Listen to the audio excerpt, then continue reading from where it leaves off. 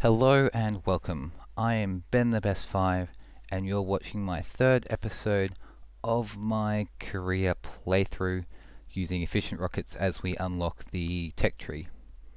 Now, a small disclaimer with this video, I have been having some issues with my graphics card, which means that at random points in the video I might completely just lose all video, so it might just go black, or I might get some freezing, and I do have a new video card on the way. However, until that arrives and I get all set up, we will be experiencing those sorts of issues intermittently throughout potential videos that come across if I don't manage to edit them out. So just a warning about that if you see that in one of my videos.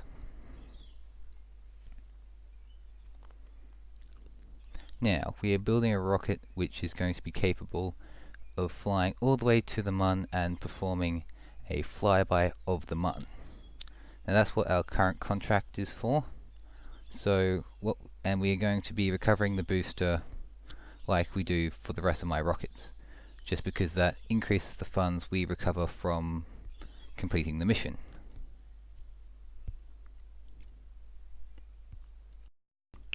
Another thing which is going to be different between this rocket and previous rockets is that previous rockets we brought the science down with us in units. However, for this rocket we are just going to discard the units and let them burn up, but we are going to recover the science by having the collection unit up there. And the reason we have the collection unit rather than just letting a Kerbal do all that is because we haven't unlocked EVAs which aren't on the surface of Kerbin yet. So here we are taking off. Now, we have to take a very smooth trajectory with this rocket, especially since it's made out of lots of parts and I haven't unlocked struts yet, which means it's going to be very, very, very bendy and wobbly. And you can see us discarding that last stage there with a bit of fuel left in it. That's just because we're going to recover our booster like normally do. And yeah, now to get into orbit we have gotten our apoapsis above 70, and now when we're above the atmosphere like so, we're just going to burn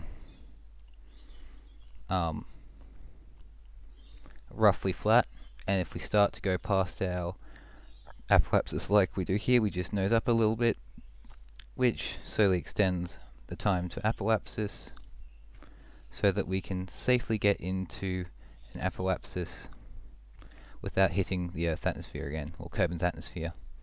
Now here we are just performing a recovery of the booster, and to do that we had to go back to the Space Center and then select it. Now this is basically the same as all other boosters that you will have seen. It starts to re-enter and flips naturally, and then to deploy the parachutes we are performing a slowdown burn very quickly, and then we can deploy the parachutes, and the booster will then slowly lower itself back down to the ground in one piece, and we can recover some funds from it, which will increase the cost efficiency of this mission. Now as you can see, the main point of doing this recovery here was so that we could recover 10,000 funds, which is actually about half the cost of the rocket, cutting down the mission costs by half. Now I'm going to go into the tracking center here and select our rocket. Now what we want to do is we want to wait until we see the Mun over the horizon of our rocket, and when that happens we want to be pointing prograde, and then we want to start burning. This is just a rough way to get to the Mun, because at this stage in the tech tree we have not locked any of the advanced tracking station capabilities which allow us to create maneuver nodes, or which will show us what's going to happen when we enter the sphere of influence of another object. So we know that the Mun has an angle of about 60 degrees. So if you burn prograde when you see it heading over the horizon, then that means that you know that you are going to get a rough encounter with it, and when you actually get close enough to it that you get into its sphere of influence, then it will actually show you how you're actually going to go in orbit around that. So with this much of the texture unlocked, we have to rely on that method rather than getting an exact measurement. Now, we have a bit of a problem. We are on a collision course with the Mun because we got our burn a little bit too precise. So what we want to do now is we want to face to either of the either radial in or radial out directions, and then burn in that direction, which will move our orbit either left or right so that we pass by the moon instead of colliding with it. Now you'll notice here that I had some issues. That's because I still had it facing prograde, which meant that I was constantly fighting it because the Kerbal inside was trying to automatically make us point prograde. However, when I set that to stability, we didn't have that issue. Now I've turned our engine on and we have a periapsis of 100 kilometers, which is definitely more than enough to make sure that we can go and pass by the Mun safely without crashing into it. So now that we are in the sphere of influence of the Mun, we are just going to perform some science real quickly.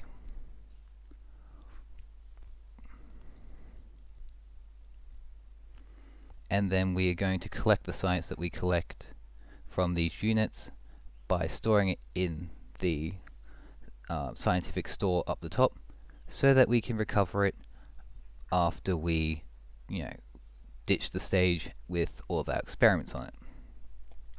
So from here, we couldn't really plan where we're going to end up once we left Kerbin, because we don't have that capacity at the navigation center yet, because that hasn't been unlocked because it's still level 1. However, we packed this with a large amount of fuel so that we could cope for any situation. So now we can just bring down our orbit by facing retrograde and burning, and we have more than enough fuel that we can just perform this whenever in our orbit, and we'll still get down to Kerbin safely. Now ideally you would want to perform this at our apoapsis. However, our apoapsis was beyond the orbit of the Mun, which meant that there was a risk that we could end up flying into the Mun again, and we don't want that, especially because it would consume more fuel. However, this was intentionally designed with enough fuel in the upper stage that we could cope with anything that the Mun threw at us. So yeah, now here we are. After doing all of that, we are now hitting the very edge of Kerbin's atmosphere. Now we want to face in a direction which is not prograde or retrograde, and ditch that stage with the upper stage and the science, and then we can quickly, just in time, face retrograde and let our heat shield take the heating effects of the atmosphere and not let our Kerbal burn up. Now the reason that we ditched that stage in a direction which was not prograde or retrograde, because if we did that, then the stage would end up either directly in front of us or directly behind us, and this creates a threat because that means parts of that stage can either, our stage can slow down and crash into it, or it can speed up and crash into us, or bits that explode or fall off it when parts of it explode could fly off and hit us. So that's why we discard it in a direction which is not prograde or retrograde. And here we are landed on the ground. You'll notice that we did a quick crew report for some extra science when we landed on, while still floating through the air. And now we can do some quick EVA reports from the surface of Kerbin, which is shaking around due to some graphical glitch. And we can enter the pod and we can recover it. So here we have a lot of science recovered from that mission, and that science can be used to unlock probably some new parts later on. However, we won't be doing that at this stage, but a lot later on we can definitely start looking at unlocking some stuff. Now we've recovered some funds, but it's almost not worth anything because the whole point of recovering that stage was the science, not the funds. However, really importantly, we have brought Jebediah home so he can go on another mission and, say hi to his family and stuff, because that Kerbals probably do that stuff. Now the next mission that we are going to get is to orbit the Mun.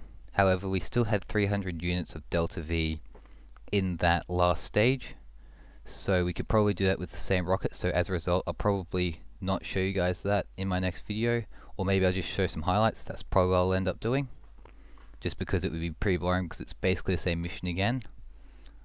Yeah, so apart from that, that's the mission over. Thank you for watching, and yeah, that's how you can get to the Mun on a flyby with really low tech parts. Please subscribe, or stay tuned in or whatever if you want to see the next video, but subscribing is definitely the best way of making sure that happens. So if that is what you intend on doing, that is what I would recommend. Otherwise, if you enjoyed the video, please leave a like. If you would like to tell me something, if there's something I missed, or perhaps I could make stuff better, please let me know in the comment. Or if you just want to tell me something, just leave a comment. I do read those. Anyway, thank you for watching. Yeah, thanks for watching. I appreciate all the support, and yeah, goodbye.